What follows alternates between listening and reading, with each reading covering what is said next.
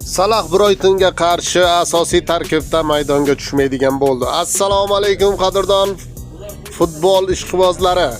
Barchangizga bugungi Liverpool hamda Brighton jamoasining asosiy tarkiblari bilan tanishtirib o'tamiz.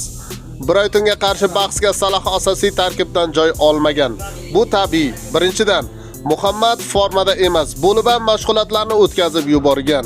Ikkinchidan, tayyor bo'lgan holida ham Slot uni asosiyda qo'ymasdi. Klubda murabbiy pozitsiyasi qanaqa bo'lishidan qat'iy nazar o'zini ko'rsatish niyatida ham. Gap baribir Salahning o'zida qoladi. Zaxiradan ko'p ehtimol tushirilganida o'zini ko'rsatgan holda uchrashuvni o'yin taqdirini hal qilishi kerak bo'ldi.